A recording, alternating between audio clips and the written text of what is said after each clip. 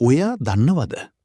ලෝකේ වැඩියෙන්ම කතා කරන මිනිස්සුන්ට වඩා නිහඬව ඉන්න මිනිස්සුන්ගේ හිත ඇතුලේ මහා විශාල ශබ්දකෝෂයක් තියෙනවා. ගොඩක් අය හිතන්නේ නිහඬව ඉන්නේ කියන්න දෙයක් නැති නිසා කියලා. හැබැයි ඇත්තම කතාව ඔවුන් නිහඬව ඉන්නේ හැමෝටම ඔවුන්ව තේරුම් ගන්න බැරි නිසා. බුද්ධිමත් මිනිස්සු ගොඩක් වෙලාවට නිහඬයි. ඔවුන් වටපිටාව නිරීක්ෂණය කරනවා. මිනිස්සුන්ව කියවනවා. ජීවිතේ විඳිනවා. ඔවුන් තමන්ගේ ජයග්‍රහණ ගැන බෙරිහන් දෙන්නේ නැහැ. නිහඬ මිනිස්සු කියන්නේ ලෝකයට රහස් හංගපු පොත් වගේ.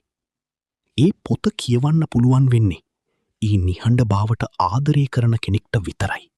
ජීවිතේ ගොඩක් දේවල් විඳපු මිනිස්සු වැඩිය කතා කරන්නේ නැහැ. මොකද ඔවුන් දන්නවා හැම ප්‍රශ්නයකටම උත්තර දෙන්න වචන ඕන වෙන්නේ නැහැ කියලා.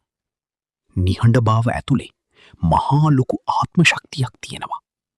ඒ නිහඬභාව තමයි ඔවුන්ගේ ලොකුම සටන සහ ලොකුම ජයග්‍රහණය. කවුරු හරි නිහඬව ඉන්නවනම් ඒක අවතක්සේරු කරන්න එපා.